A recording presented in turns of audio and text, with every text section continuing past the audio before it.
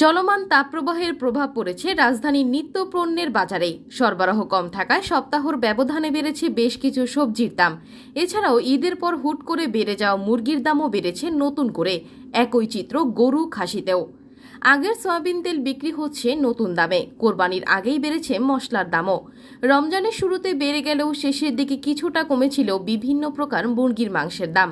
তবে ঈদের পর ধাপে ধাপে বেড়ে ৩৩০ টাকা সোনালী মুরগি বিক্রি হচ্ছে ৩৮০ টাকা কেজিতে।